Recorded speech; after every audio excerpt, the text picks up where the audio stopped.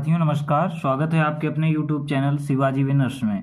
आज हम पढ़ रहे हैं क्लास 10th की मैथमेटिक्स NCERT की बुक से चैप्टर नंबर 12, जिसका नाम है प्रेस्टीज, क्षेत्रफल और आयतन। तो आज हम इस चैप्टर को पढ़ेंगे और इस चैप्टर को जैसे ही हम शुरू करते हैं और अपनी एक्सरसाइज देखते हैं। पहली एक्सरसाइज है ये 12.1 और 12.1 एक्सरसाइज जैसे ही शुरू होती तुरंत बुक द्वारा या फिर हमको निर्देश दिया जाता है कि जब तक अन्यथा न कहा जाए पाई का मान 22/7 लीजिए। यानी पाई का प्रयोग हम जहाँ पर भी करेंगे वहाँ पर मान लेंगे 22/7। और अगर पाई का कोई मान दिया गया होगा जैसे कि 3.14, तो फिर जो मान दिया गया होगा पाई का वो रखेंगे, और अगर कुछ भी नहीं दिया गया होगा तो 22/7 रखेंगे। आइए देखते हैं अपने क्वेश्चन नंबर पहले को। हमारा क्वेश्चन नंबर पहला कहता है दो घनों, यानी दो घन हैं, दो घनों जिनमें से प्रत्येक का आयतन, दो घन है और प्रत्येक का आयतन यानी दोनों का आयतन 64 सेंटीमीटर क्यूब है। ठीक है, कह रहा के संलग्न फलकों को मिलाकर एक ठोस बनाया जाता है। यानी कि कह रहा दो घन है, दोनों का आयतन 64 सेंटीमीटर क्यूब है और दोनों घनों को जोड़ करके, है ना, दोनों घनों को मिला करके जोड़ करके एक ठोस बनाया जाता है, इससे प्राप्त घनाभ। तो कह रहा जब दोनों घन मिलाओगे तो घनाभ बन जाएगा, इससे प्राप्त घनाभ। तो इस प्रकार मिलने से जो घनाभ बना उसका पृष्ठीय क्षेत्रफल ज्ञात कीजिए। सवाल हमसे ये चाहता है। तो आइए पहले देखते हैं कि घन किस प्रकार का होता है। तो घन को इस प्रकार का होता है, देखेंगे जैसे कि ये हम घन का चित्र बना रहे हैं, हमारे पास एक ऐसे बना लेंगे। ये सब बनाने का देखिए तरीका होता है, ऐसे बना सकते हैं, है ना, और ऐसे आप सीख भी लेंगे बनाना कैसे। फिर इसको ऐसे मिला देंगे, इधर इसको ऐसे मिला दिया और इसको मिला दिया, इसको इस कोने से मिला दिया, है ना। तो ये हमारा घन है। इसी तरह दोनों घन है हमारे, दो, एक घन ये है, एक और घन है। तो कितने घन है? दो घन है। सवाल में कहा गया है कि दो घन है, लिखा है दो घनों। इसका आयतन कितना है? 64 सेंटीमीटर क्यूब। तो घन का आयतन दिया गया है, भुजा नहीं दिया गया। लेकिन हम ये जानते हैं कि घन की सभी भुजाएं बराबर होती हैं, चाहे लंबाई हो और चाहे चौड़ाई हो और चाहे फिर ऊंचाई हो। लंबाई, चौड़ाई, ऊंचाई तीनों घन की बराबर होती हैं। दोनों के घन का आयतन 64 सेंटीमीटर क्यूब है, यानी दोनों घन इसी प्रकार बने होंगे। तो आइए इसकी भुजा निकाल लेते हैं कि लंबाई, चौड़ाई, ऊंचाई तीनों बराबर तो होती हैं, तो कितने कितने सेंटीमीटर की होंगी। तो आइए निकालते हैं। तो हमको घन का आयतन सबसे पहले दिया गया है, तो हम घन के आयतन का फार्मूला लगाएंगे और लिखेंगे घन का आयतन बराबर घन का आयतन बराबर फार्मूला होता है भुजा क्यूब। क्या होता है? भुजा क्यूब। अब घन का आयतन दिया कितना गया है? 64 सेंटीमीटर क्यूब। तो घन के आयतन पे हमने लिख लेंगे 64। घन का आयतन कितना दिया गया? 64। अब भुजा क्यूब की जगह पर भुजा क्यूब लिख लीजिए। अब भुजा में पावर कितनी चढ़ी है? 3। तो 3 पावर का 64 को भी बनाने, 64 को कह रहा है ऐसा बदलो कि 64 का मान भी ना बदले, घात 3 चढ़ जाए। तो हम क्या करेंगे? 64 का गुणनखंड कर लेंगे। तो आइए 64 गुणनखंड कर लेते हैं इधर। तो 2 से किया जाता है, पहले 2 से करेंगे तो 32 आएगा, फिर 2 से करेंगे तो इधर आ जाएगा 16, फिर 2 से करेंगे तो इधर 8 आ जाएगा, फिर 2 से करेंगे तो 2 चौके 8 आ जाएगा, फिर 2 दूनी 4 हो जाएगा, 2 एकम 2 हो जाएगा। चूंकि हमको पावर 3 चढ़ानी है तो जोड़ा 3 3 के बनाएंगे। जितनी पावर चढ़ानी होती है उतने उतने का जोड़ा बनाते हैं। तो एक जोड़ा 2 का और दूसरा जोड़ा भी 2 का, तो 2 दूनी 4, यानी 4 का अगर क्यूब कर दें तो मान 64 का नहीं बदलेगा। और यहाँ पर हम 4 की पावर 3 और यहाँ पर भुजा की पावर 3 लिखा ही था, तो उसको लिख सकते हैं। अब दोनों तरफ पावर बराबर हो गई। अब देखिए 4 की पावर 3 हो गई, तो यानी 4 गुणा 3 बस 4 गुणे 4 गुणे 4, और गुणा करेंगे तो 64 ही आ जाएगा, यानी मान हमारा नहीं बदला। इधर भी पावर 3, इधर भी पावर 3, पावर 3 से पावर 3 कट गया, तो भुजा का मान कितना आ गया? 4। तो हम यहाँ पर लिखेंगे भुजा बराबर 4, यानी इस घन की भुजा कितनी आ गई? 4। यानी कि ये जो घन है इसका लंबाई हो, चौड़ाई हो, चाहे ऊंचाई हो, तीनों 4-4 सेंटीमीटर के ही होंगे, क्योंकि घन के सभी लंबाई, चौड़ाई, ऊंचाई बराबर होते हैं। अब सवाल हमसे कह रहा था कि ये घन कितने? ऐसे घन है 2। इन दोनों घनों को मिला करके बनाया जाता है तो घनाभ बन जाता है। अगर दोनों घनों को मिला करके जो चित्र बनेगा या जो भी बॉक्स बनेगा तो घनाभ के आकार का बन जाएगा, तो घनाभ का पृष्ठीय क्षेत्रफल। तो आइए मिला के देखते हैं। तो हमको क्या करना है, ऐसे दो घन है, दोनों घनों को जोड़ना है। तो एक घन हमने बना दिया, इसी घन में अगर दूसरा घन जोड़ेंगे तो क्या बन जाएगा, देखिए। तो इसी घन में अगर दूसरा बनाएंगे तो क्या बन जाएगा, इसको हम बना करके देख लेंगे कि क्या बन जाता है। तो देखिएगा अभी कैसे जोड़ता हूँ और बनाता हूँ। तो एक घनाभ बन जाएगा, ये हो गया। तो अब जब हमने दो घनों को जोड़ करके बनाया तो ये बन गया हमारा क्या, घनाभ। हम इसको कहेंगे क्यूबॉइड भी कहते हैं इंग्लिश में इसको। ये घनाभ बन गया, ये घन है यानी क्यूब है। तो ये घन है और ये घनाभ बन, दोनों को जोड़ा तो क्या परिवर्तन आया कि देखिए इस घन में हमने क्या निकाला था कि भुजा कितनी थी, 4 थी, तो 4 ही रहेगी। तो ये जितनी थी उतनी ही ये है ना, तो बदला नहीं, तो ये 4 ही है। लेकिन इसकी जो लंबाई है, जो अभी तक यहाँ 1 की 4 थी तो उतना ही दोनों जुड़ गया, तो 4 इधर हो गया 4 इधर, तो 4 4 कितना हो गया 8, यानी लंबाई बदल गई। अब घनाभ के लिए लंबाई कितनी हो गई, 4। घनाभ के लिए लंबाई का मान कितना हो गया, 4। तो यहाँ पर हम लिख लेंगे घनाभ की लंबाई, घनाभ की लंबाई को अगर हम L मान के चलें तो इसका मान कितना हो गया, 8। 8 कैसे हो गया समझ गए ना, यहाँ से यहाँ तक की दूरी 4, यहाँ से यहाँ तक की दूरी 4, वही 4 तो इस घन में भी थी तो 4 ही रहेगी, और 4 4 अब दोनों जुड़ गया तो लंबाई बढ़ गई। लेकिन ये जो भाग है, यानी आप कहें चौड़ाई और ऊंचाई है ना, इधर चौड़ाई और ऊंचाई दोनों बनी रहेगी, तो चौड़ाई और ऊंचाई 4 की है तो वो तो 4 4 की है, चौड़ाई ऊंचाई में कोई फर्क नहीं हुआ, लंबाई में हो गया। तो हम क्या कहेंगे, घनाभ की चौड़ाई माने क्या, b कहते हैं चौड़ाई को, व ऊंचाई, अब ऊंचाई माने क्या, h, कितनी है 4 सेंटीमीटर, ये कितना था 8 सेंटीमीटर। अब सवाल कह रहे हैं कि तो घनाभ का पृष्ठीय क्षेत्रफल बताओ, तो अब घनाभ के पृष्ठीय क्षेत्रफल का फार्मूला लगा के हल कर लेंगे। लिखेंगे घनाभ का पृष्ठीय क्षेत्रफल बराबर, घनाभ का पृष्ठीय क्षेत्रफल का फार्मूला क्या होता है, 2LB BH और प्लस HL, 2 ब्रैकेट में LB plus BH plus HL, ये होता है फार्मूला। मान इस पे रख देंगे, 2 लिखा है तो 2 लिख दो। L माने क्या, लंबाई कितना है 8, यानी B माने चौड़ाई कितनी है 4, तो 8 और 4 का गुणा, प्लस B माने क्या 4, ऊंचाई माने क्या 4, H माने क्या यानी ऊंचाई 4, L माने क्या 8, तो 8 हो गया। 2 लिखा है 2 लिख दीजिए, 8 चौको 32, 4 चौको 16, 8 चौको 32। अब यहाँ पर 2 लिखा है 2 लिख दो, इन सबको जोड़ दो, 6 2 8, 8 2 10 की 0, हासिल लगा 1, 3 1 4, 3 7, 1 हासिल था तो 8, यानी 32 16 32 को जोड़ा तो क्या है 80, 80 दूना 160। घनाभ का पृष्ठीय क्षेत्रफल कितना आ गया, 160 सेंटीमीटर स्क्वायर। ये सेंटीमीटर स्क्वायर कैसे पता चल गया, क्योंकि हम जानते हैं घनाभ के पृष्ठीय क्षेत्रफल की जो इकाई होती है वो इकाई जो होती है वर्ग में आती, इकाई स्क्वायर या फिर वर्ग इकाई कह सकते हैं। सेंटीमीटर दिया तो सेंटीमीटर में आएगा, और अगर मीटर में माप दी गई होती तो फिर मीटर में आती।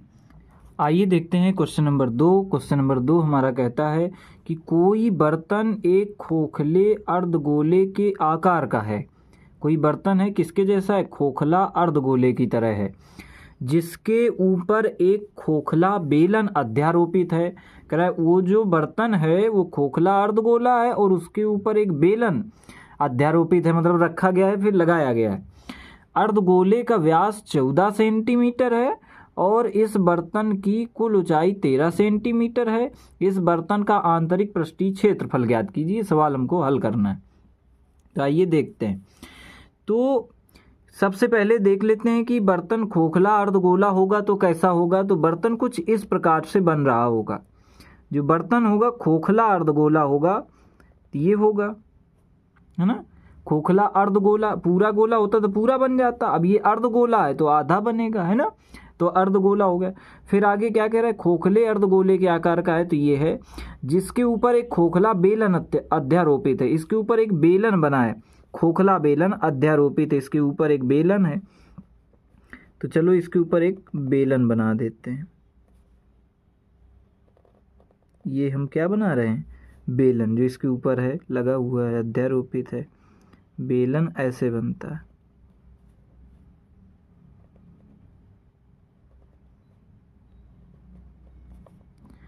तो ये हमारा क्या बन गया, खोखला बर्तन बन गया जो अर्धगोले के आकार का, उसके ऊपर बन गया बेलन, अध्यारोपित है, बेलन रखा। अब अर्धगोले का व्यास 14 सेंटीमीटर। व्यास मतलब क्या होता है कि ये हमारा बर्तन है, यहाँ पर केंद्र होगा, केंद्र यहाँ पर होगा, यहाँ से यहाँ तक की दूरी पूरी जो होगी, व्यास कितना होगा, 14 सेंटीमीटर। तो यहाँ पर लिख लेंगे, तो क्या लिख लेंगे अर्धगोले का व्यास, अर्धगोले का व्यास बराबर कितना दिया गया, 14 सेंटीमीटर, है ना। अर्धगोले का व्यास कितना दिया गया, 14 सेंटीमीटर दिया ही गया। और व्यास आपने समझ लिया कि कहाँ से कहाँ तक की दूरी, कि ये पूरा गोला है, ये पूरा गोला होता, लेकिन ये अर्धगोला आधा गोला यानी आधा भाग नहीं है, तो बीच में केंद्र है, केंद्र से दोनों तरफ परिधि, इस परिधि से इस परिधि तक ये दूरी जो केंद्र से होकर के गुजरे वही होता है व्यास। और त्रिज्या क्या होती है, व्यास का आधा, यानी जितना व्यास ये है तो त्रिज्या अगर हमको निकालनी है अर्धगोले का, तो 14 का आधा क्या होता है, यानी 2 से भाग दे दो, 7। किसी का आधा करना उस पर 2 से भाग दे दिया जाता है। तो अर्धगोले की त्रिज्या कितनी आ गई, तो यहाँ पर हम लिख लेंगे कि अर्धगोले की त्रिज्या, अर्धगोले की त्रिज्या कितनी हो गई, 14 में 2 से भाग दिया यानी आधा किया तो 7 सेंटीमीटर। अब अर्धगोले की त्रिज्या हो गई 7 सेंटीमीटर। तो ये त्रिज्या कैसे पता चलती है कि यहाँ पर बीच में जो केंद्र है, तो केंद्र से परिधि तक की दूरी 7 सेंटीमीटर होनी चाहिए। परिधि माने क्या, जो आसपास की जो दीवार है उसकी, उससे टच हो तो कितनी दूरी होगी, तो उसी को कहते हैं त्रिज्या। तो यहाँ से यहाँ पर भी दीवार है तो यहाँ भी 7 होगी, यहाँ भी 7 होगी, और अगर यहाँ मिला दें तो भी 7 होगी, क्योंकि केंद्र से छुए परिधि से छुए तो बराबर की दूरी आती, वही होती है त्रिज्या। तो त्रिज्या 7 सेंटीमीटर, तो ये भी 7 सेंटीमीटर हो गया। ठीक बात समझ रहे आप। आगे, अब त्रिज्या अगर अर्धगोले की 7 है तो बेलन की भी 7 होगी, क्योंकि दोनों अध्यारोपित हैं, दोनों के अंदर बराबर भाग है, बराबर भाई क्या मतलब है कि ये इसकी त्रिज्या जो है अर्धगोले की, वही यहाँ से यहाँ तक की त्रिज्या वो बेलन की भी त्रिज्या है। तो यानी कि हम क्या लिख सकते हैं कि बेलन की त्रिज्या, क्या लिखेंगे, बेलन की त्रिज्या बराबर भी कितनी है, 7 सेंटीमीटर। तो हम समझ गए कि अर्धगोले और बेलन दोनों की त्रिज्याएं 7 सेंटीमीटर की हैं। अब आगे सवाल देखिए, आगे लिखा है और इस बर्तन की कुल ऊंचाई 13 सेंटीमीटर है, यानी ये जो बर्तन बन के तैयार हुआ है इसकी कुल ऊंचाई कितनी है, 13 सेंटीमीटर है। कितनी है, 13 सेंटीमीटर हो गया। और इस बर्तन की कुल ऊंचाई 13। तो अब हमको क्या करना है, ऊंचाई अलग अलग ज्ञात करनी, बेलन की अलग ज्ञात करनी, अर्धगोले की अलग ज्ञात करनी है। तो चलिए ज्ञात करते हैं। अब देखिए अर्धगोला इतना ही ऊंचा होगा कि यहाँ से यहाँ तक की जितनी दूरी होगी, और यहाँ से यहाँ तक की दूरी ही त्रिज्या है, 7 सेंटीमीटर, यानी कि अर्धगोले की ऊंचाई कितनी होगी, 7। अब यहाँ से लेकर यहाँ तक की दूरी हो गई 7 सेंटीमीटर, टोटल 13 है। इतनी कितनी होगी, तो 13 में 7 घटा दो तो क्या बचेगा, 6। यानी बेलन की ऊंचाई कितनी होगी, 6 सेंटीमीटर, और इसकी कितनी होगी, 7 सेंटीमीटर। समझ गए आप। तो यहाँ पर हम लिख लेंगे बेलन की ऊंचाई कितनी होगी, 6। तो यहाँ पर लिख लेंगे बेलन लिखना है ना, बेलन की ऊंचाई बराबर 6 आया। बेलन की ऊंचाई कितना है, 6 सेंटीमीटर। तो बेलन की ऊंचाई आ गई कितनी, 6। तो यहाँ पर हम लिख दिए 6 सेंटीमीटर। देखा आपने किस प्रकार हमने निकाला। तो अब हमको त्रिज्या का मान मालूम है, बेलन की ऊंचाई मालूम है, अर्धगोले की ऊंचाई मालूम है। अर्धगोले की कितनी, 7 जितनी त्रिज्या है। अब हमको निकालना है सवाल में इस बर्तन का आंतरिक पृष्ठीय क्षेत्रफल, तो हम फार्मूला लगाएंगे, लिखेंगे आंतरिक पृष्ठीय क्षेत्रफल बराबर आंतरिक पृष्ठीय क्षेत्रफल बराबर निकालना है। तो इस चित्र में हमने क्या देखा, एक अर्धगोला बन रहा था, एक बेलन बन रहा था। तो पहले लिखेंगे अर्धगोले का आंतरिक पृष्ठीय क्षेत्रफल, अर्धगोले का आंतरिक पृष्ठीय क्षेत्रफल, है ना।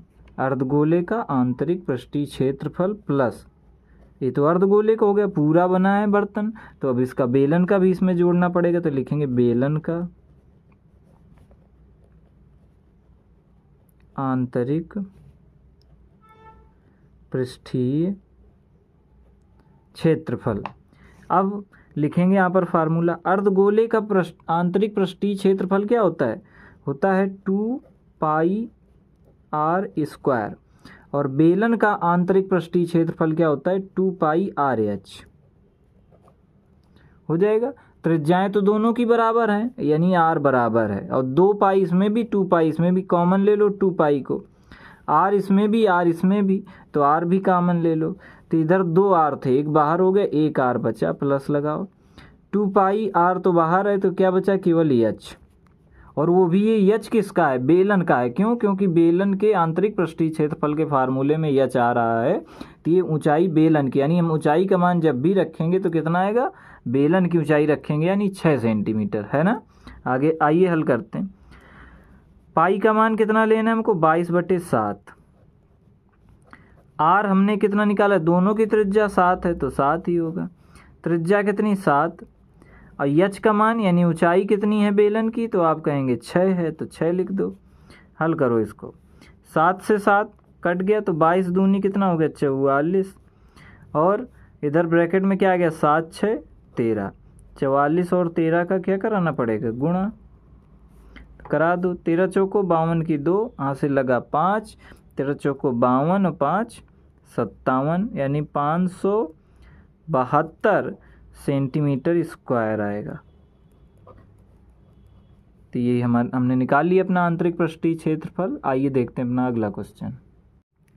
आइए देखते हैं क्वेश्चन नंबर तीसरा। क्वेश्चन नंबर तीसरा हमारा कहता है एक खिलौना त्रिज्या 3.5 सेंटीमीटर वाले एक शंकु के आकार का है। एक खिलौना है जिसकी त्रिज्या 3.5 सेंटीमीटर है, यानी 3.5 सेंटीमीटर है, और ये शंकु के आकार का है, जो उसी त्रिज्या वाले एक अर्धगोले पर अध्यारोपित है। और ये शंकु जो है, जो शंकु के आकार खिलौना है, ये ऐसा लगता है जैसे एक अर्धगोले पर अध्यारोपित किया गया हो, यानी एक गोले के ऊपर लगाया गया हो।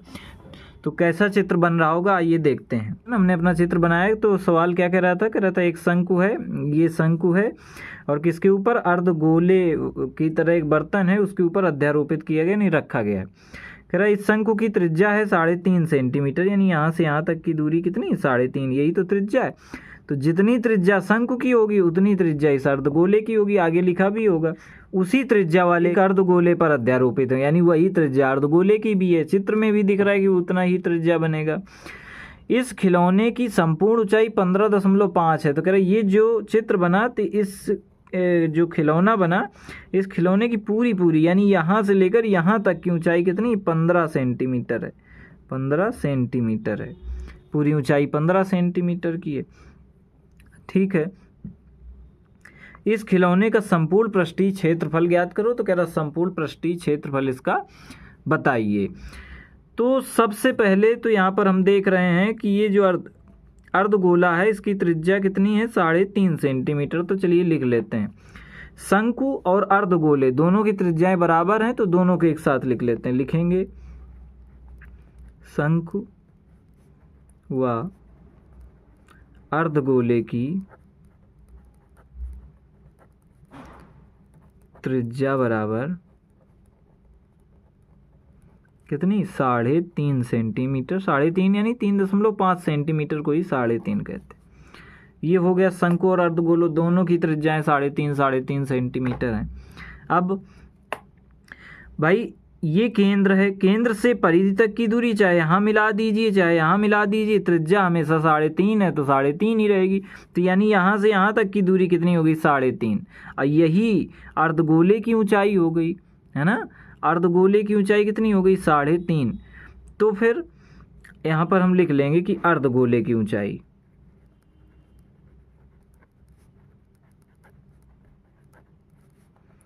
अर्धगोले की ऊंचाई बराबर 3.5 सेंटीमीटर। देखा आपने कैसे निकली है।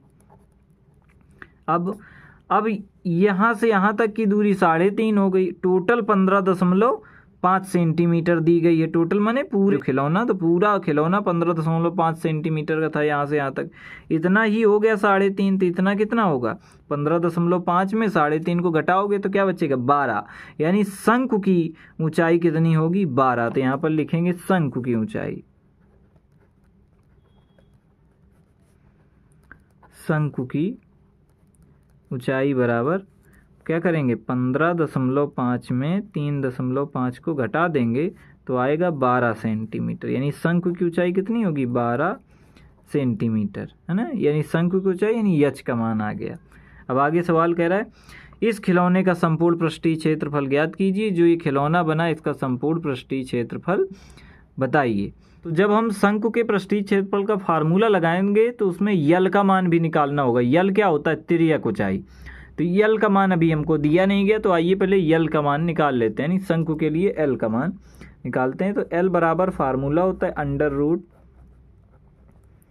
√r² plus h²। Under root लगाए तो अंडर रूट लगाओ। आर यानी त्रिज्या का मान कितना है? शंकु के लिए त्रिज्या कितनी? 3.5 यानी 3.5, तो इसका स्क्वायर कर दो। शंकु के लिए ऊंचाई कितनी? 12, तो 12 का स्क्वायर कर दो, कर लो।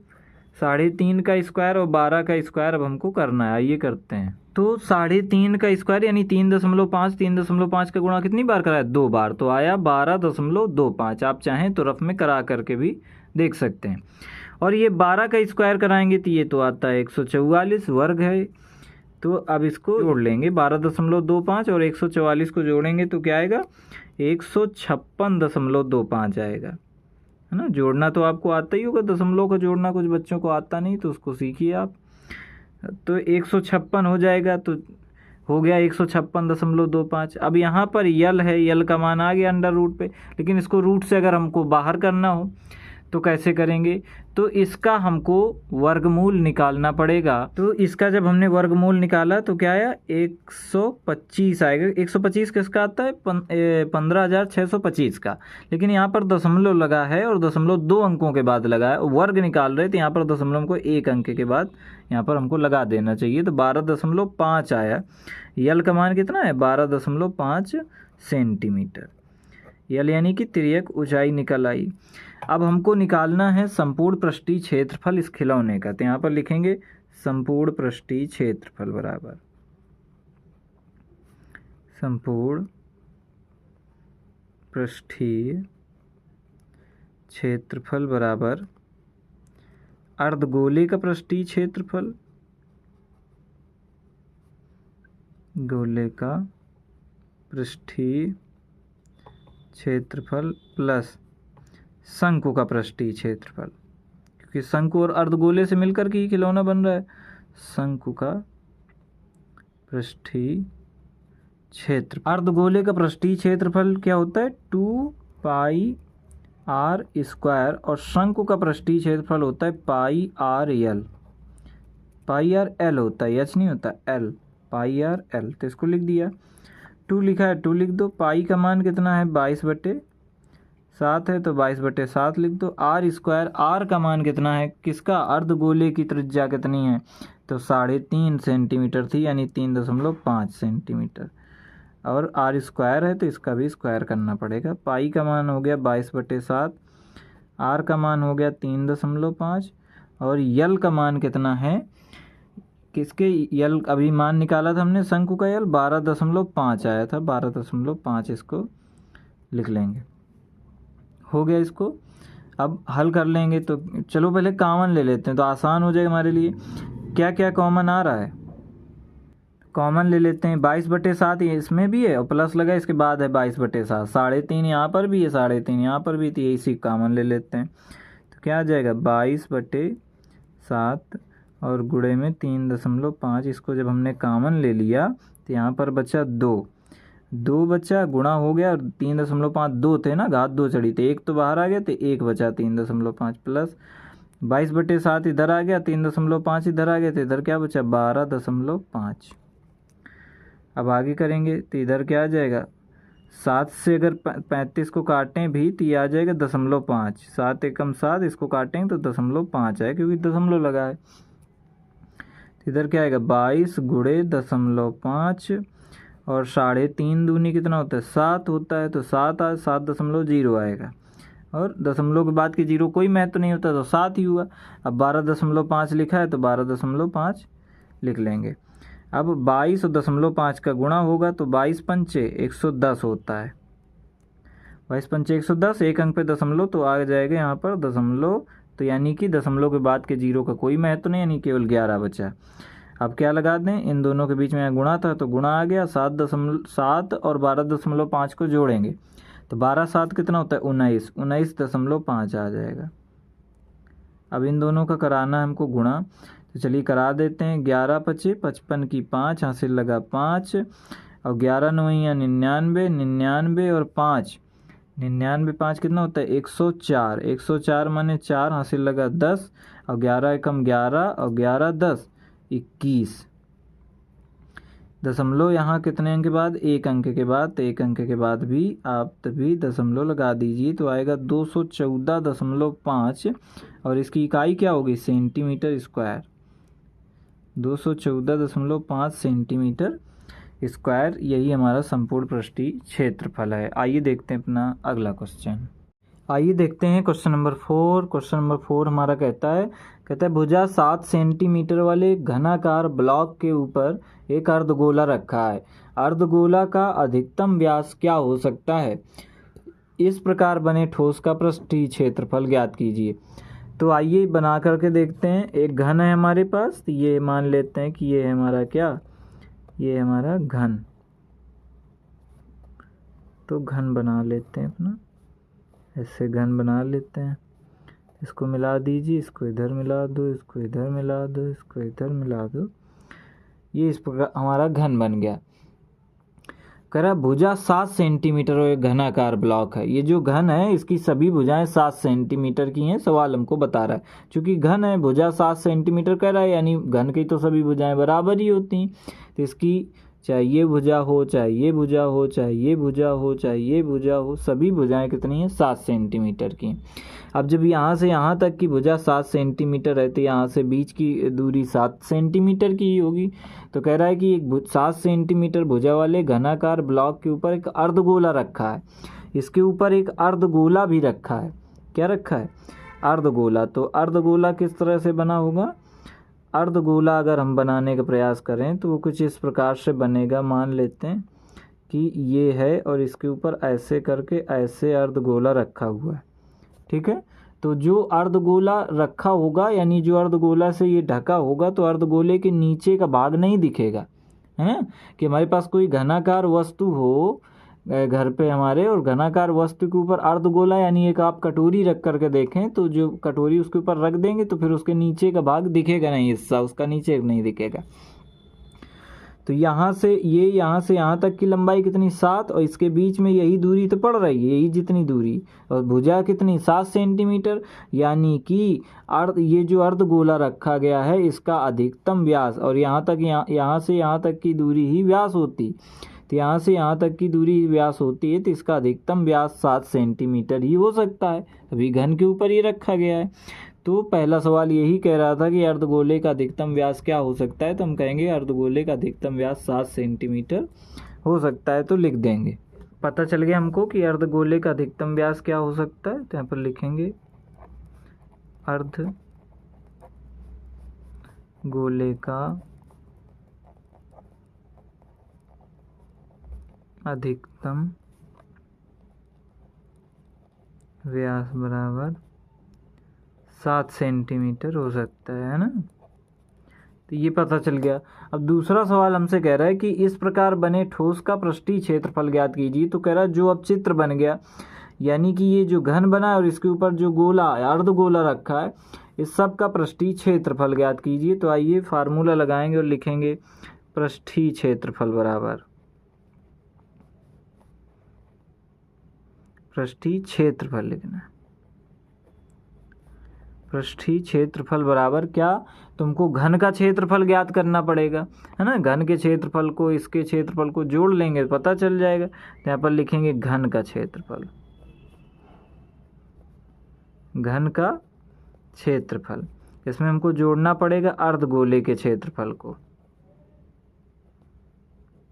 अर्धगोले का क्षेत्रफल जोड़ देंगे, दोनों जोड़ देंगे तो पता चल जाएगा। लेकिन एक समस्या है इस पर कि ये जो ऊपर की परत है घन की जो ऊपर की परत है, तो इसके ऊपर ही ये गोले की परत रखी हुई है ना। गोला कटोरी जो हमने उल्टा करके रखी, तो जो भाग यहाँ पर कवर इतना हो गया वही भाग इसके अंदर चला गया, है ना। यानी कि ऐसा भी आप कह सकते हैं कि जो भाग हमको दिखता नहीं है उसको घटा दिया जाता है। यानी जब कटोरी को हमने उल्टा करके रखा था जो अर्धगोले के आकार की है, तो उसका जो भाग हमको दिख नहीं रहा तो उसको हटा देते हैं। और हटा क्यों रहे हैं, उसका मेन कॉन्सेप्ट ये होता है कि कटोरी अगर इसके ऊपर रखी गई तो उसके नीचे वाला हिस्सा जो है वही इसके ऊपर चढ़ गया है, तो इन दोनों की ऊंचाई मतलब कि एक समान पृष्ठीय क्षेत्रफल उसका निकल के आ रहा है। या आप आसान भाषा में समझें तो इतना समझ सकते हैं कि जो हमको दिखता नहीं उसको घटा देते हैं। किसको घटाएंगे फिर, तो यहाँ पर एक वृत्ताकार बना होगा। ये जो अर्धगोला होगा, जो भी ये अर्धगोला होगा, यहाँ पर ये तो है वृत्त के आकार का ही है, वृत्त के आकार का। ये जो कटोरी है, कटोरी को ही पलट करके हमने यहाँ पर रख दिया है, तो ये जो आकार है ये घन के इसमें भी आ गया, तो सेम आ रहा है। तो इस वजह से इसको घटा देंगे, यानी ये क्या बन रहा है, वृत्त। तो वृत्त के क्षेत्रफल को इसमें माइनस कर देंगे, तो यहाँ पर लिखेंगे माइनस वृत्त का क्षेत्रफल।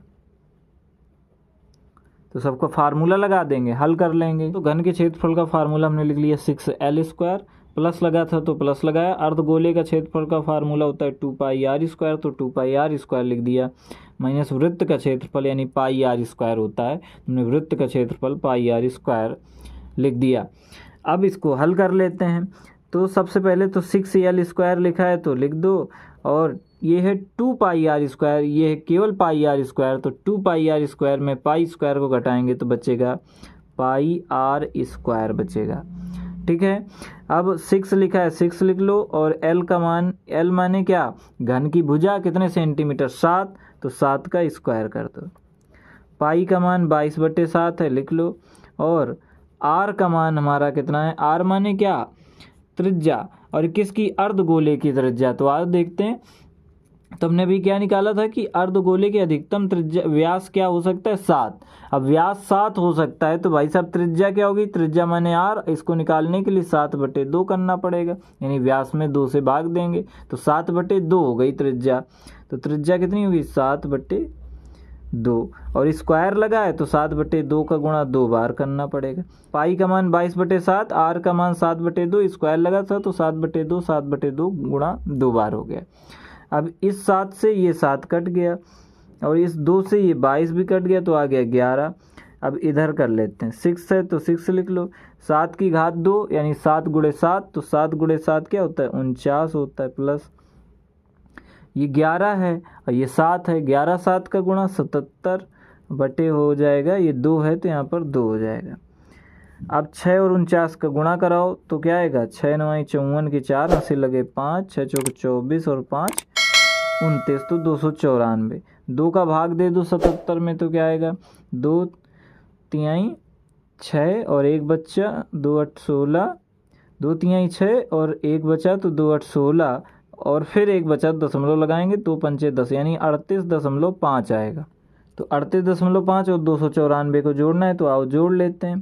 तो क्या होगा, 8 4 12 की 2, 9 3 12, 1 13 की 3 हासिल लगा 1 और 2 1 3 और 0.5 यानी 332.5 सेंटीमीटर स्क्वायर आ जाएगा कुल पृष्ठीय क्षेत्रफल। तो क्या आ जाएगा, सेंटीमीटर स्क्वायर, क्योंकि क्षेत्रफल हमेशा स्क्वायर इकाई में ही होता है। तो ये हमारा क्या है आंसर। आइए देखते हैं अपना अगला क्वेश्चन। आइए देखते हैं क्वेश्चन नंबर 5। क्वेश्चन नंबर 5 हमारा कहता है एक घनाकार ब्लॉक के एक फलक को अंदर की ओर काटकर एक अर्धगोलाकार गड्ढा इस प्रकार बनाया गया है कि अर्धगोले का व्यास घन के एक किनारे के बराबर है। शेष बचे ठोस का पृष्ठीय क्षेत्रफल ज्ञात कीजिए। आइए देखिए, सबसे पहले हम घन देखते हैं। तो घन पे हम जानते हैं कि घन की सभी भुजाएं बराबर होती हैं। तो घन कुछ इस प्रकार से बनता है। आइए इसको बना लेते हैं।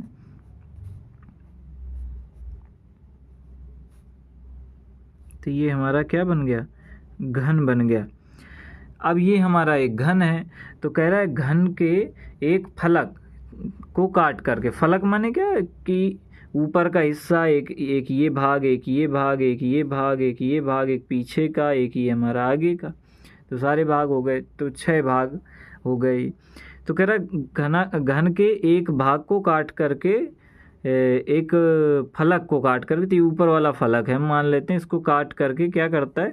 अर्धगोलाकार गड्ढा बनाता है ना, यानी इसको काट दिया जाता है। तो ये अर्धगोलाकार गड्ढे के रूप में इसको कुछ काट दिया जाता है, तो अर्धगोलाकार गड्ढे की जैसा बन जाता है। अर्धगोलाकार गड्ढा माने कि आधा गोला इस प्रकार का होता है। तो ये ऐसे करके ऐसे ये इसी के अंदर अंदर धंस जाता है ना, धंस करके बन जाता है। तो कह रहा ये जो गड्ढा बन गया, तो कह रहा है कि अर्धगोले का व्यास घन के किनारे के बराबर है। तो कह रहा है ये जो अर्धगोला जो बनाया आपने, ये जो अर्धगोला आपने बनाया, तो इसका जो व्यास होगा वो किसी एक किनारे के बराबर है ना। ये तो किनारे की तो माप दी नहीं गई, तो हमको मानना पड़ेगा, हम मान लेंगे कि माना घन का किनारा, और घन का एक ही किनारा मान लेंगे क्योंकि घन के सभी किनारे आपस में बराबर होते हैं। तो घन का एक किनारा हमने मान लिया क्या? L, माना घन का किनारा बराबर L। अब तो कह रहा है जो घन का एक किनारा है वही इस अर्धगोले का व्यास भी है। तो अर्धगोले का व्यास भी है, तो अगर हमको त्रिज्या निकालनी हो तो R का मान क्या हो जाएगा? तो L/2 हो जाएगा, आधा हो जाता है, 2 से भाग दिया जाता है जितना व्यास होता है। तो ये हो गया घन का किनारा L है, तो व्यास भी, ये जो अर्धगोला बना, अर्धगोले का व्यास भी L होगा, क्योंकि सवाल में लिखा है कि अर्धगोले का व्यास घन के एक किनारे के बराबर है। तो फिर त्रिज्या निकालनी थी, तुमने L में 2 से भाग दे दिया, क्योंकि व्यास में ही 2 से भाग दिया जाता है। अब सवाल कह रहा है शेष बचे ठोस का पृष्ठीय क्षेत्रफल ज्ञात कीजिए। शेष का मतलब क्या होता है कि पृष्ठीय क्षेत्रफल अब कितना बचा। तो आप ये घन है, पृष्ठीय क्षेत्रफल क्या होता है पहले ये समझ लीजिए। पृष्ठीय क्षेत्रफल का मतलब ये होता है कि जैसे मान लेते हैं कि ये पहले से जो हमारा घन था, यहाँ पर जो हमारा हमने ये बना रखा था, तो इस क्षेत्रफल का मतलब क्या है कि इसके ऊपर इतना बड़ा घन है, इसके ऊपर कहाँ कहाँ पर हम वस्तु रख सकते हैं, कितनी भाग को इसके देख सकते हैं, वो क्षेत्रफल होता है। इसके इस फलक को भी इधर भी इधर भी देख सकते हैं, चारों तरफ देख सकते हैं, इतना देख सकते हैं। तो यही इस फलक का या फिर इस घन का क्षेत्रफल हो जाएगा। लेकिन यहाँ पर क्या हो रहा है, अगर इसको काट दिया जाए, ऊपर वाले भाग को काट दिया जाए, तो कोई भाग काट देंगे तो आप इसके अंदर के भाग को भी अब देख पा रहे हैं, तो क्षेत्रफल बढ़ेगा कि घटेगा? तो आप कहेंगे कि क्षेत्रफल इसका बढ़ जाए, क्योंकि अभी तक हम जितना देख पा रहे थे अब उससे अधिक देख पाएँ, क्योंकि इसकी गहराई तक काटा गया है और भी दिखेगा। ऐसा ही ये घन है, इस पर अर्धगोला बनाया गया है, यानी अर्धगोले के आकार से काटा गया है, तो अंदर के भाग को भी देख रहा है, यानी क्षेत्रफल बढ़ रहा है ना। तो क्षेत्रफल मतलब कि वैसे सोचते हैं लोग, तो कहते हैं इसको काट देंगे तो काटने पे माइनस कर देंगे, तो काटने पर तो क्षेत्रफल बढ़ रहा है, तो बढ़ रहा है यानी प्लस करना पड़ेगा। अगर आयतन की बात करी जाती तो फिर दूसरी बात होती, तभी तो हम क्षेत्रफल की बात कर रहे हैं। तो यहाँ पर हमको क्या निकालना है? शेष बचे ठोस का पृष्ठीय क्षेत्रफल ज्ञात कीजिए। तो यहाँ पर लिखेंगे शेष ठोस का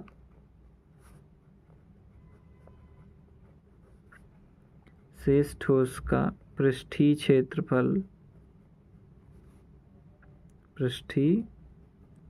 क्षेत्रफल बराबर घन का पृष्ठीय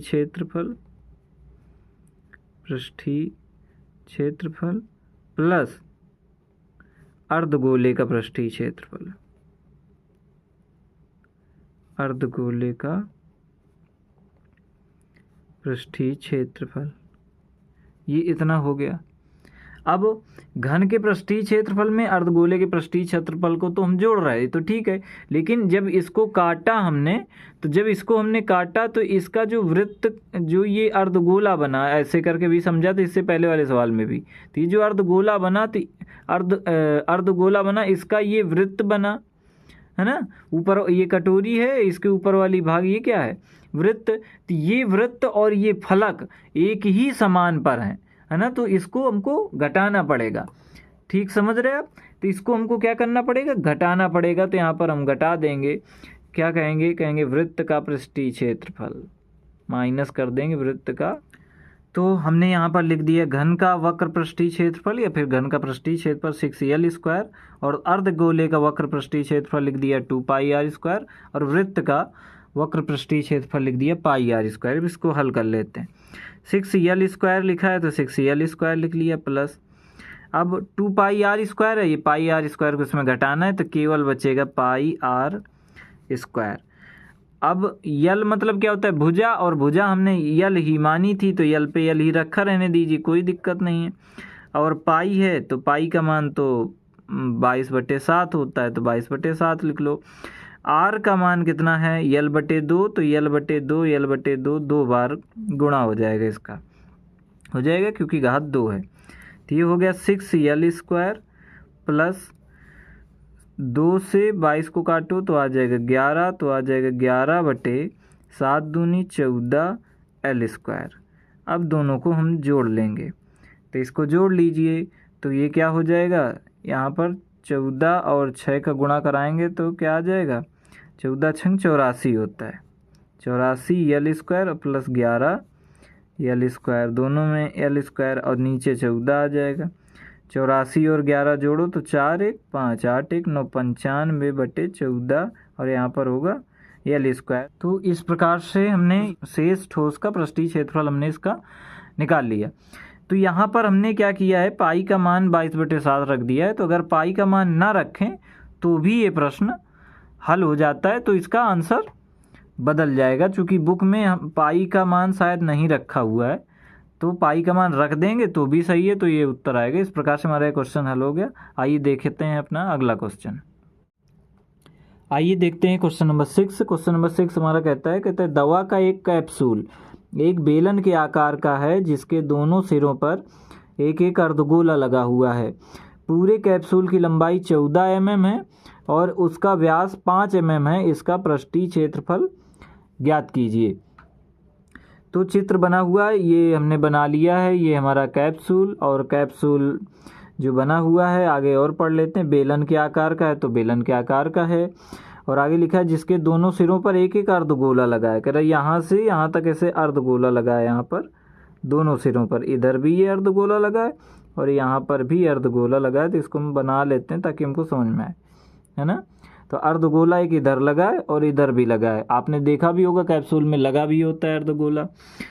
दोनों सिरों पर एक एक अर्धगोला लगा है। पूरे कैप्सूल की लंबाई 14 mm है। पूरा कैप्सूल यहाँ से यहाँ तक की लंबाई 14 mm, और उसका व्यास 5 mm है। किसका व्यास, ये कैप्सूल का व्यास जो है, यानी यहाँ से यहाँ तक की दूरी 5 mm है। देखिए बना हुई है, यहाँ से यहाँ तक की दूरी कितनी, 5 mm। अब यहाँ से यहाँ तक की दूरी यानी 5 mm है, तो 5 mm इसका बेलन का, जो बेलन के आकार का कैप्सूल है, कैप्सूल का, तो ये जो हमारा बना है अर्धगोला, तो अर्धगोला का भी व्यास 5 mm का ही होगा ना, इतनी दूरी तो है इसमें, तो 5 mm का होगा। अब अर्धगोला का व्यास अगर 5 mm है तो अर्धगोले की त्रिज्या कितनी होगी, तो अर्धगोले का व्यास यहाँ से यहाँ तक होता है, केंद्र कहाँ होता है, यहाँ पर, यहाँ से यहाँ तक का दूरी त्रिज्या है, और यहाँ से यहाँ तक की दूरी भी क्या है, त्रिज्या है, क्योंकि अर्धगोला है। तो त्रिज्या कितनी हो जाएगी, 2.5 यानी 2.5, क्योंकि व्यास 5 था तो आधा हो जाएगा, तो 2.5 हो जाएगी। और इस इधर भी वही हाल है, इधर भी 5 हो रहा है व्यास, तो त्रिज्या कितनी हो जाएगी, 2.5 यानी 2.5। समझ गए आप, तो त्रिज्या निकाल लिए। पूरे कैप्सूल की लंबाई 14 mm, उसका व्यास 5 mm, इसका पृष्ठीय क्षेत्रफल ज्ञात कीजिए। तो अब इसका पृष्ठीय क्षेत्रफल हमको ज्ञात करना है, तो फार्मूला लगाएंगे, लिखेंगे पृष्ठीय क्षेत्रफल बराबर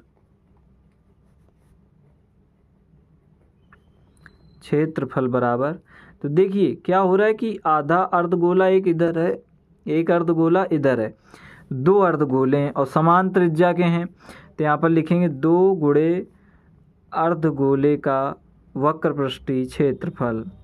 2 गुणे अर्धगोले का वक्र पृष्ठीय क्षेत्रफल, 2 का गुणा क्यों करा है? क्योंकि 2 अर्धवृत्त हैं तो दोनों का गुणा करा दो। एक तरीका ये भी था कि दोनों का वक्र पृष्ठीय क्षेत्रफल निकाल करके जोड़ते तो बड़ी प्रक्रिया हो जाती, तो समान है तो 2 का गुणा भी हो गया क्योंकि समान त्रिज्या के हैं, और अगर समान त्रिज्या के ना होते तब तो फिर जोड़ना ही पड़ता। प्लस लगाओ। अब बीच में भी यहाँ से यहाँ तक का क्या बन गया? ये बच गया हमारा बेलन, बेलन बच गया। लेकिन अर्धगोले की त्रिज्या अगर यहाँ से यहाँ तक 2.5 हो गई, 2.5 यहाँ पर है, 2.5 यानी 2.5, तो 2.5 2.5 यहाँ हो गई, तो 2.5 2.5 कितना होता है? 5 निकल गई। तो बीच की लंबाई यानी यहाँ से यहाँ तक के कितना बचेगा? तो 14 में 5 को घटा दो तो बचेगा 9 mm बचेगा, है ना। यानी कि बेलन की अगर लंबाई की बात करें तो फिर ये 9 हो गई। तो इस पर जोड़ देंगे किसको? बेलन का वक्र पृष्ठीय क्षेत्रफल, तो प्लस लगा दिया, लिख देंगे बेलन का वक्र पृष्ठीय क्षेत्रफल। 2 लिखा है, लिख दो। अर्धगोले के वक्र पृष्ठीय का क्षेत्रफल का फार्मूला लिखेंगे, बेलन के वक्र पृष्ठीय क्षेत्रफल का फार्मूला लिखेंगे। तो हमने लिख लिया अर्धगोले का वक्र पृष्ठीय का क्षेत्रफल 2πr² और बेलन का वक्र पृष्ठीय क्षेत्रफल 2πrh, यही होता है, हमने लिख लिया। 2 का गुणा था, 2 का गुणा करा लिया। अब इन दोनों में कॉमन कुछ दिख रहा है आपको, तो आप कहेंगे हाँ दिख रहा है, 2 दिख रहा है और पाई दिख रहा है, 2 दिख रहा है, पाई दिख रहा है, और आर भी दिख रहा है, क्योंकि यहाँ पर 2 आर हैं, यहाँ पर सिंगल 1 आर है। तो क्या बचा? ये वाला 2 बचा, 2π तो बाहर हो गया, 1 आर बाहर हो गया, तो 1 आर बचा, 2πr बाहर है, यहाँ पर केवल h बचा। 2 लिखा है तो 2 लिख दो, पाई के मान लिख दो 22/7, और r माने त्रिज्या कितनी है? तो त्रिज्या है 2.5। फिर ये त्रिज्या हो गई है ना। तो त्रिज्या हमने चित्र में देखा है कि त्रिज्या, देखिए इधर यहाँ पर हमने क्या देखा कि अर्धगोले की त्रिज्या 2.5 है, तो यही होती है त्रिज्या। तो बेलन की त्रिज्या भी 2.5 ही होगी, है ना। इस बात पे कंफ्यूज नहीं होना कि बेलन की त्रिज्या नहीं बताई गई, क्योंकि यहाँ से यहाँ तक की दूरी व्यास है तो त्रिज्या आधी होगी, आधी इसके लिए भी होगी। तो आइए रखते हैं। तो यहाँ पर r का मान लिख दिया, अब ये 2 लिखा है, 2 लिख दो। r का मान कितना है? r माने त्रिज्या 2.5 प्लस h माने ऊंचाई कितनी है? h किस में आ रहा है? बेलन के वक्र पृष्ठीय क्षेत्रफल में। तो बेलन की ऊंचाई कितनी हो गई? यही जो लंबाई है यही ऊंचाई है, तो ये कितना है? 9, तो यहाँ पर लिख देंगे 9। अब क्या करेंगे? 22/7 लिखा है, लिख दो, गुणे करो। 2.5 में अगर 2 से गुणा करा देंगे तो क्या आ जाएगा? 5 आ जाएगा। 2.5 में 2 से गुणा करा देंगे तो आ जाएगा 5 प्लस 9 हो जाएगा। तो यहाँ पर क्या हो जाएगा? 22/7 गुणे 5 और गुणा 9 5 का योग होता है 14। तो 7 से 14 को काटो, 7 दूनी 14, तो क्या हो गया? 22 दूनी 44। गुणा किसका हो जाएगा? 5 का। 5 का भाग दो 44 में क्या आएगा? 5 चौको 20, हासिल 2, 5 चौको 20, 2 22, 220 सेंटीमीटर स्क्वायर। सेंटीमीटर क्यों आएगा? क्योंकि mm में दिया है तो mm स्क्वायर आएगा, है ना। तो यही हमारा क्या है? आंसर। आइए देखते हैं क्वेश्चन नंबर 7। क्वेश्चन नंबर 7 हमारा कहता है कोई तंबू एक बेलन के आकार का है। कोई तंबू एक बेलन के आकार का है जिस पर एक शंकु अध्यारोपित है। यदि बेलनाकार भाग की ऊंचाई और व्यास 2.1 मीटर और 4 मीटर हैं तथा शंकु की तिर्यक ऊंचाई 2.8 मीटर है तो इस तंबू को बनाने में प्रयुक्त कैनवास का क्षेत्रफल ज्ञात कीजिए। तो आइए पहले तंबू को बनाते हैं, और किस प्रकार का है ये तंबू तो देखते हैं। बेलन के आकार का है, तो बेलन के आकार का है और जिस पर एक बेलन में शंकु अध्यारोपित है, तो उसको बना लेते हैं। तो एक हम बना लेते हैं पहले। हमारा ये है शंकु, और ये शंकु बना रहे हैं हम। तो ये हमारा बन गया शंकु। शंकु किस पर अध्यारोपित है? एक बेलन पर। तो अब बेलन बना लेंगे हम। बेलन, तो ये हमने बना लिया अपना बेलन। ये एक बेलन है और बेलन के ऊपर शंकु अध्यारोपित है, नहीं लगाया गया है, रखा गया है, या फिर ऐसा भी कह सकते। यदि बेलनाकार भाग की ऊंचाई और व्यास क्रमशः, बेलनाकार भाग की ऊंचाई 2.1 मीटर, ये बेलन है और ये बेलनाकार भाग है, इतने की कह रहा है कि जो ऊंचाई है इस बेलन की, जो ऊंचाई है कितनी? 2.1 मीटर है। बेलनाकार भाग की ऊंचाई यानी बेलन की ऊंचाई 2.1 मीटर है ये ऊंचाई, और व्यास 4 मीटर है। व्यास माने क्या? यहाँ से यहाँ तक की दूरी व्यास है ना, तो यहीं पर बीच में क्या होगा? केंद्र होगा। यहाँ से यहाँ तक की दूरी व्यास होता है, तो व्यास कितना है? 4 मीटर।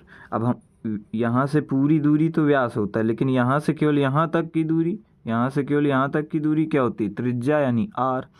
तो व्यास पूरा होता है 4 और त्रिज्या व्यास का आधा होता है। त्रिज्या कितनी हो जाएगी? 2। किसकी ये त्रिज्या? किसकी? शंकु की है कि बेलन की है?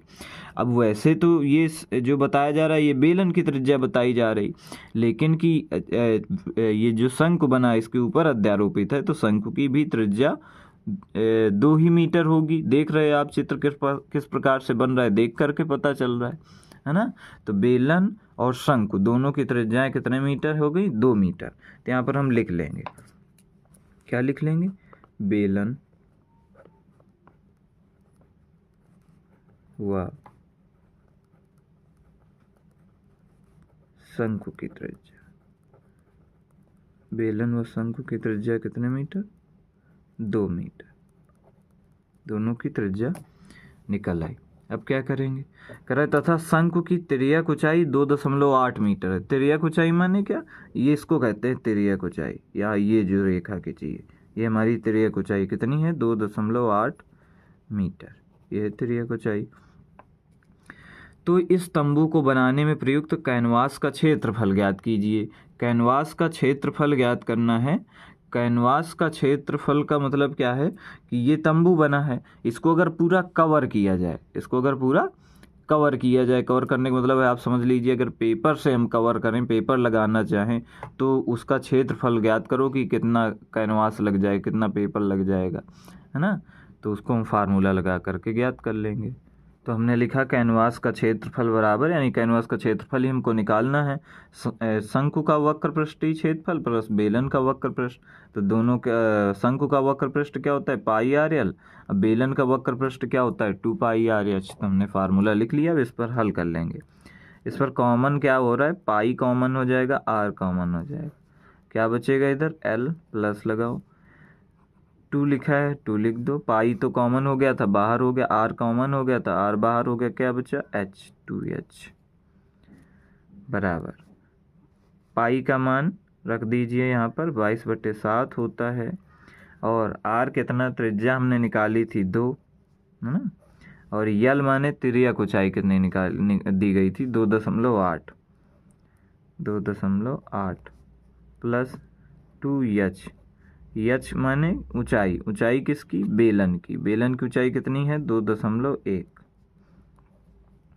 यहाँ पर कर देंगे 22/7, गुणा कर देंगे, 2 लिख देंगे, 2.8 लिखा है लिख देंगे, प्लस 2.1 और 2 का गुणा करेंगे तो आएगा 4.2, 4.2।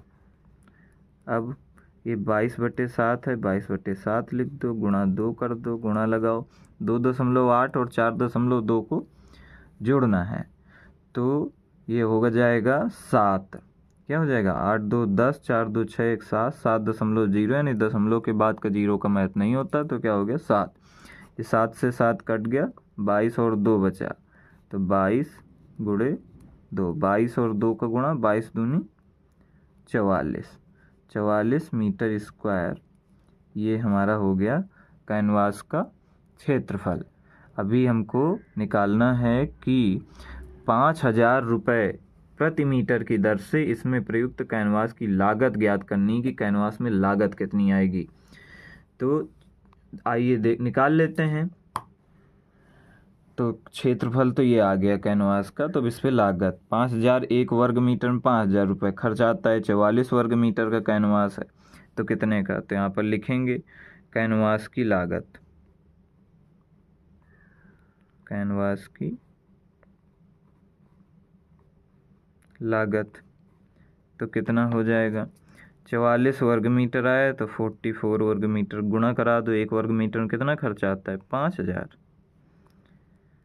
तो देख लेते हैं, 44 पंचे कितना होता है, 5 चौको 20 और 5 चौको 20 2 22 और यहाँ पर 1 2 3 0, 5 चौको 20 0 2 5 चौको 20 2 22, यानी कि इकाई दहाई सैकड़ा हज़ार 10,000 लाख 2,20,000 रुपये का इसमें खर्च आएगा।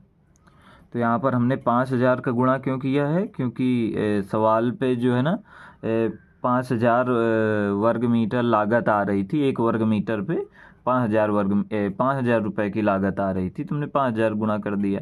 लेकिन सवाल में 5,000 नहीं दिया है, सवाल में दिया है 500, तुमको 5,000 का गुणा न करके 500 का करना। तो ये अगर 500 करेंगे तो यहाँ पर 1 जीरो कम हो जाएगा, तो इधर भी 1 जीरो कम हो जाएगा, तो क्या बचेगा 22,000 रुपये की लागत आएगी, है ना। और अगर 5,000 दिया गया होता तो 2,20,000 आ जाता। ये तो लागत के ऊपर है। आशा करते हैं आप ये सवाल समझ गए होंगे। आइए देखते हैं क्वेश्चन नंबर 8। क्वेश्चन नंबर 8 हमारा कहता है ऊंचाई 2.4 सेंटीमीटर और व्यास 1.4 सेंटीमीटर वाले एक ठोस बेलन में से इसी ऊंचाई और इसी व्यास वाला एक शंक्वाकार खोल काट लिया जाता है। शेष बचे ठोस का निकटतम वर्ग सेंटीमीटर तक पृष्ठीय क्षेत्रफल ज्ञात कीजिए। तो आइए समझने का प्रयास करते हैं चित्र बना करके कि सवाल हमसे क्या पूछ रहा है। सबसे पहले तो हमसे कह रहे हैं ऊंचाई 2.4 और व्यास 1.4 इतने माप वाले एक ठोस बेलन है, यानी कि तो चलिए बेलन बना लेते हैं। एक बेलन किस प्रकार से बनेगा, बेलन कुछ हमारा इस प्रकार से होता है। तो ये हमने अपना बना लिया, क्या आप कहेंगे, ये हमने बना लिया अपना बेलन। ये हमने अपना बना लिया क्या, बेलन बना लिया, सही है बेलन। अब कह रहा है ऊंचाई 2.4, इस बेलन की ऊंचाई कितनी है 2.4 है, ऊंचाई कितनी 2.4 सेंटीमीटर और व्यास कितना 1.4। व्यास क्या होता है, यहाँ से यहाँ तक की दूरी व्यास है, यहाँ से यहाँ तक की दूरी क्या है व्यास, और व्यास कितना है 1.4, यानी व्यास है 1.4, व्यास क्या है 1.4 हो गया। अब आगे सवाल क्या कहता है, कह रहा है एक ठोस बेलन, तो ये ठोस बेलन है, कह रहा है इस बेलन में से इसी ऊंचाई और इसी व्यास वाला, कह रहा है इस ठोस बेलन में से इसी ऊंचाई यानी 2.4 ऊंचाई और जिसका व्यास कितना है 1.4 सेंटीमीटर व्यास वाला ही एक शंक्वाकार खोल काट लिया जाता है। यानी यहाँ से कह रहे हैं कि एक शंकु काट लिया गया। तो शंकु देखा है आपने, कोन आइसक्रीम खाई है, तो कोन आइसक्रीम ही शंकु के आकार की होती है। तो मान लेते हैं कि ये हमारा शंकु है जो इसको काट लिया गया, इससे इसको निकाल लिया गया, समझ रहे। इतना भाग ये जो शंकु जैसा बना, इस भाग को इससे काट लिया जाता है, निकाल लिया जाता है। अच्छा जी, फिर शेष बचे ठोस का निकटतम वर्ग सेंटीमीटर तक पृष्ठीय क्षेत्रफल ज्ञात कीजिए। तो कह रहा अब जितना क्षेत्रफल बचा उसका पृष्ठीय क्षेत्रफल ज्ञात कीजिए। तो ज्ञात करेंगे, लेकिन हमको ये पता है कि ऊंचाई बेलन की कितनी 2.4, शंकु की ऊंचाई कितनी 2.4, क्योंकि उसी ऊंचाई लिखा है, इसी ऊंचाई और व्यास सेंटीमीटर वाले एक ठोस बेलन में से इसी ऊंचाई और इसी व्यास, और इसका व्यास भी 1.4, यानी दोनों की ऊंचाई दोनों का व्यास बराबर है, तो दोनों की त्रिज्याएं भी आपस में बराबर होंगी। तो हमको सारी बात पता चल गई, लेकिन हमको अभी तक इसकी तिर्यक ऊंचाई नहीं मालूम है, किसकी, शंकु की। शंकु की तिर्यक ऊंचाई क्या होती है, ऐसे ये जो भाग बना होता है, ये जो पार्ट होता है यही होती तिर्यक ऊंचाई। तो तिर्यक ऊंचाई हम निकाल लेते हैं। तो चलिए सबसे पहले शंकु की तिर्यक ऊंचाई निकाल लेते हैं। तिर्यक ऊंचाई निकालने के लिए फार्मूला लगाना पड़ेगा, L बराबर √r² + h²। अब आर तो अभी हमको मालूम नहीं, व्यास मालूम है ना। व्यास कितना है हमारा 1.4। व्यास को किससे प्रदर्शित करते हैं, डी से, तो डी का मान 1.4। आर का मान अगर हमको निकालना है तो आर बराबर 1.4 और बटे हो जाएगा 2 से भाग देंगे 1.4 में तो आएगा 0.7। आर का मान क्या आ जाएगा 0.7 अंडर रूट। आर का मान हो गया 0.7, पावर कितनी 2 प्लस एच का मान कितना, यानी ऊंचाई कितनी है, ऊंचाई है 2.4 ऊंचाई है, पावर 2 कर दो। इसको हल कर लेते हैं। 0.7 का गुणा होगा 2 बार क्योंकि घात 2 चढ़ी है तो हो जाएगा 49। 2 बार गुणा होगा तो 0.49 आएगा। ठीक है, इसके बाद प्लस करेंगे तो 2.4 का वर्ग करेंगे तो क्या आएगा 576, यानी 24 का होता है 576 तो 576 लिख लेंगे। लेकिन यहाँ पर हम देख रहे हैं 2.4 लिखा है, यानी 24 नहीं लिखा है, ये 2.4 है, यानी एक अंक पे दशमलव लगा हुआ है तो इस पर हो जाएगा 5.76। 2 बार जब 2.4 गुणा 2 बार करेंगे तो 5.76 हो जाएगा। अब क्या करेंगे, इन दोनों के बीच में योग का चिन्ह लगा है तो योग कर देंगे, यानी जोड़ देंगे। तो 5.76 में जोड़ेंगे, 5.76 ये लिखा है, इसमें क्या जोड़ देंगे 0.49 जोड़ो तो 9 6 15 की 5, 7 4 11 और 1 हासिल 12 की 2 हासिल लगा 1, 5 1 6, यहाँ दशमलव लगा, क्या आया 6.25 आया।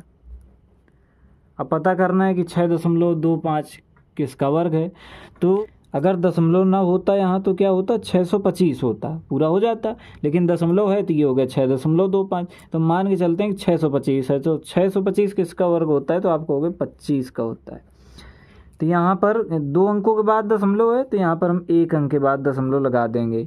1 अंक के बाद क्यों लगाए, क्योंकि देखो इसका गुणा करें तो ये आ जाए, 2.5 गुणे 2.5 करें तो ये आ जाए। तो लेकिन जब 2.5 गुणे 2.5 2 बार करेंगे तो 1.5 इधर और एक गुणा करके 2.5 आएगा, तो 1 अंक के बाद इधर दशमलव, 1 अंक बाद तो 1 1, 2 अंक के बाद दशमलव तो इधर ही लग जाएगा, यानी इसका वर्ग क्या होगा 2.5। ये आ गया हमारा यल, यानी कि तिर्यक ऊंचाई। लेकिन सवाल हमसे कह रहा है कि पृष्ठीय क्षेत्रफल ज्ञात कीजिए, शेष बचे ठोस का निकटतम वर्ग सेंटीमीटर तक पृष्ठीय क्षेत्रफल ज्ञात कीजिए। तो अब हम पृष्ठीय क्षेत्रफल का फार्मूला लगाएंगे, लिखेंगे पृष्ठीय क्षेत्रफल बराबर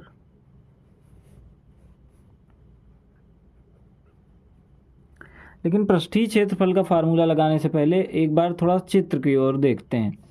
तो जैसा कि हमारा ये चित्र बना हुआ है जिस पर एक पहले बेलन बना हुआ था जिसकी ऊंचाई 2.4 है और इसका व्यास है 1.4। इसी व्यास और इसी ऊंचाई का एक शंकु आकार या फिर एक शंकु हमने इससे काट लिया।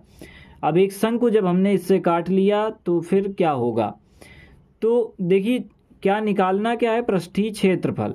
पृष्ठीय क्षेत्रफल का मतलब ये होता है कि जैसे कि ये हमारा बेलन बना है, बेलन के ऊपर की कितनी जगह हम इसको टच कर सकते हैं, ऊपर की परत, इधर बगल में, इधर इतनी चीज़ हम टच कर सकते हैं। आप कहें तो हम देख सकते हैं, ऐसा भी कह सकते हैं।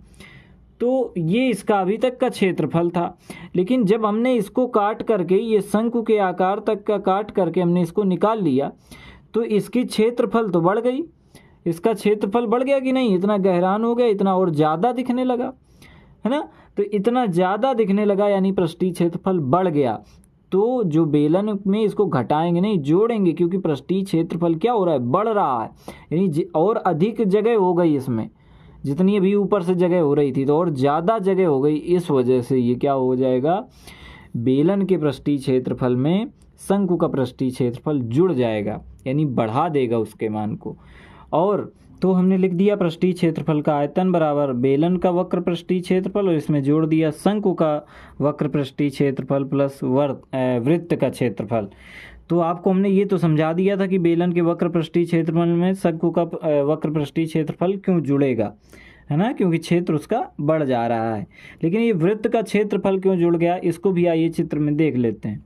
जैसा कि ये हमारा चित्र बना हुआ है, ये पूरा इतना हमारा बेलन है ना, इतना हमारा क्या है बेलन, तो ये बेलन का हो गया, और ये शंकु हमने जो काटा था तो ये इसका हो गया, तो दोनों आपस में जुड़ गए।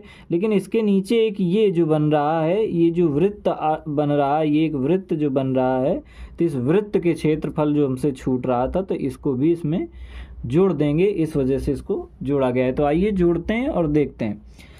तो सबसे पहले 2 लिखा है तो 2 लिख लेंगे, पाई का मान 22/7 तो 22/7, आर माने त्रिज्या, त्रिज्या कितनी 0.7 हमने निकाली थी, और दो सबकी त्रिज्या बराबर है, चाहे बेलन की हो और चाहे शंकु की हो या फिर वृत्त की हो। तो 2 पाई आर और एच का मान यानी ऊंचाई अभी 2.4 है। इतनी बात ठीक है, आगे बढ़ेंगे, प्लस लगाएंगे। पाई लिखा है तो पाई का मान लिख दीजिए यहाँ पर 22/7। आर का मान क्या हो जाएगा, हमने निकाला है 0.7, और यल का मान कितना हो जाएगा 2.5 हो जाएगा। प्लस लगाओ, ये प्लस लगाए, पाई का मान 22/7, आर का मान कितना हो गया 0.7, इसका स्क्वायर। अब कॉमन ले लो इसमें, तो क्या कॉमन आएगा, कॉमन आएगा इसमें 22/7, क्योंकि 22/7 देखिए इसमें भी है ना, ये पूरे में, और प्लस लगाए, फिर इसके बाद इसमें भी 22/7, फिर प्लस लगाए 22/7 इसमें, तो 22/7 क्या हो जाएगा, कॉमन हो जाएगा। और क्या कॉमन हो जाएगा, और कुछ दिख रहा है जो सब में हो, और हमको दिख रहा है कि 0.7 इसमें है, 0.7 इसमें है, 0.7 इसमें, तो यानी 2.7 भी कॉमन हो जाएगा। तो क्या बचेगा 2, और ये 22/7 तो बाहर हो गया, 0.7 बाहर हो गया, और क्या बचा 2.4, प्लस ये 22/7 बाहर है, 0.7 बाहर है, तो क्या बचेगा 2.5, प्लस 22/7 बाहर है, 1.7 बाहर है, लेकिन 0.7 यहाँ पर कितने 2, तो 1.7 यहाँ पर हमारा बच जाएगा। अब इसको हल करते हैं, तो कैसे हल करेंगे देखिए। सबसे पहले तो ये 22/7 लिखा है, इसको लिख लो, गुणे 0.7 है तो इसको लिख लो, 2.4 और 2 का गुणा कराओ तो क्या आएगा 4.8 हो जाएगा, और प्लस 2.5 और प्लस 0.7। तो इसको अब हम हल कर लेते हैं कि बराबर लगा देंगे, पहले इधर कर लेते हैं, उधर हमारे पास जगह नहीं बच रही है ना, तो इधर लाइन खींच के इधर कर लेते हैं। तो ये लिखा है हमारा 22/7, तो हम यहाँ पर लिख लेंगे 22/7, और फिर गुणा 0.7 लगा है तो गुणा 0.7 लिख देंगे। अब यहाँ पर लिखा है 4.8, 2.5, 0.7, सबको क्या करना है जोड़ना है, क्योंकि सबके बीच में जोड़ का चिन्ह लगा है, जोड़ दो, 7 5 12, 12 8 20 की 0, और तो इसके साथ क्या हो जाएगा गुणा 0, फिर दशमलव लगाए तो सब में, तो इधर भी हम लगा देंगे, यहाँ से लगा 2, 2 यहाँ से लग गया तो 2, और ये 2 4 और 4 8, क्या हो जाएगा 8.0 आ जाएगा। तो दशमलव के बाद के 0 का कोई मतलब नहीं, केवल 8 ही है। अब 7 से 7 को काट दीजिए तो क्या आएगा, ये आ जाएगा 0.1 हो जाएगा। अब 22 में 0.1 से अगर गुणा कराएंगे तो आएगा 2.2, और गुणे हो जाएगा 8, गुणा कराओ इसका, 8 दूनी 16, 8 दूनी 16, 1 17, एक अंक पे दशमलव, तो 17.6, तो ये हमारा आ गया 17.6। तो 17.6 वर्ग सेंटीमीटर तो आ गया, एग्जैक्ट मान आ गया। लेकिन सवाल में हमसे ये पूछा गया है कि निकटतम वर्ग सेंटीमीटर तक, यानी निकटतम बताना है। निकटतम का मतलब क्या होता है, निकटतम का मतलब होता है जैसे 17.6 के निकट कौन है, पास कौन है, या 17 है, और 17.6 से आगे बढ़ते जाएंगे तो क्या हो जाएगा 18, तो 17 ज़्यादा निकट है कि 18 ज़्यादा पास में पड़ेगा, ये पता करना है।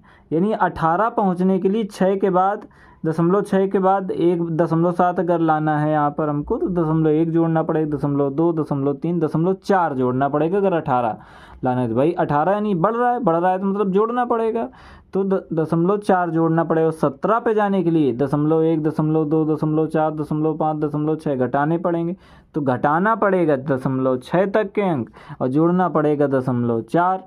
तो जोड़ना कम पड़ रहा है, तो यानी पास में है भाई, जिसके घर जाने में टाइम कम लग रहा है यानी वो पास में है, तो इसके पास में क्या है 18। तो हम ये भी कह सकते हैं कि किसका निकटतम है 18 वर्ग सेंटीमीटर के। 18 वर्ग सेंटीमीटर के ये निकटतम है। तो यही हमारा क्या है आंसर। आइए देखते हैं अपना अगला क्वेश्चन।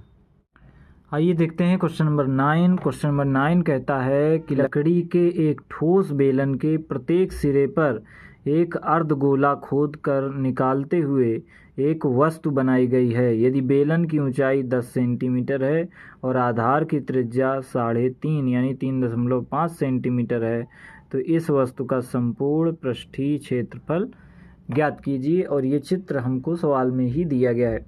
तो क्या दिया गया है, ये एक बेलन है। बेलन में ये अर्धगोलाकार जो भाग है इधर निकाला गया है काट के, और इधर अर्धगोलाकार भाग को काट करके निकाला गया है। और बेलन की ऊंचाई है 10 सेंटीमीटर और आधार की त्रिज्या 3.5 सेंटीमीटर दी गई है। लिखा है आधार की त्रिज्या 3.5 सेंटीमीटर है।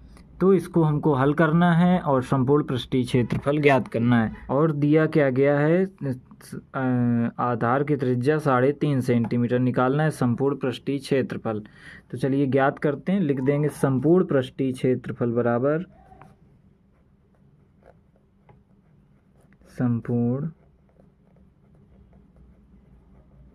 पृष्ठीय क्षेत्रफल बराबर, आइए फार्मूला लिखते हैं।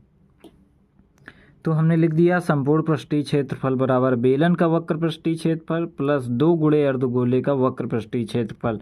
अब आप ये कहेंगे कि 2 गुणे क्यों किया, क्योंकि अर्धगोले कितने हैं 2 और दोनों की त्रिज्याएं समान है, नहीं दोनों समान गोले बने हुए हैं। तो 2 गुणे कर दीजिए या फिर 2 बार जोड़ दीजिए अर्धगोले का वक्र पृष्ठीय क्षेत्रफल प्लस अर्धगोले का वक्र, एक बार इसका और चाहे 2 गोले कर दो। और यहाँ पर अर्धगोले हैं दोनों आधे आधे गोले हैं, दोनों गोलों को जोड़कर एक पूरा गोला भी बन सकता है। तो यहाँ पर हम गोले का वक्र पृष्ठीय क्षेत्रफल भी लिख सकते थे। तो आइए हल करते हैं। सबसे पहले इसमें कॉमन ले लेते हैं। कुछ कॉमन दिख रहा है हमको, दिख रहा है 2 पाई, 2 इसमें भी है, 2 इसमें भी, पाई इसमें भी, पाई इसमें भी, और आर भी दिख रहा है कॉमन, तो कॉमन ले लीजिए। क्या बचेगा, इधर एच बचेगा प्लस 2 पाई आर कॉमन हो गया तो इधर ये वाला 2 बच गया। 2 पाई कॉमन है, 2 आर है, 1 आर कॉमन है, 1 आर बचा। 2 लिखा है, 2 लिख दो। पाई का मान 22/7 है तो उसको लिख दो। आर यानी त्रिज्या कितनी 3.5। ऊंचाई दी गई थी 10 और 2 की जगह पर 2, आर की जगह पर 3.5 है ना। आगे हल करेंगे इसको, 7 से काटेंगे, 7 × 5 = 35.5 आएगा। अब 22 2 का गुणा 44 गुणे 0.5 और इधर हल कर लेंगे तो ये हो जाएगा 10 + 3.5 गुणे 2 तो हो जाएगा 7.0 यानी 7 हो गया। दशमलव के बाद के 0 का कोई महत्व नहीं होता है। तो 44 पंचे कितना होता है, गुणा करा लेते हैं। 5 चौको 20 और 5 चौको 20 तो 22। एक अंक पे दशमलव तो 22.0 हो गया और उस पर अब गुणा हो जाएगा 7 और 10 का योग करो 17।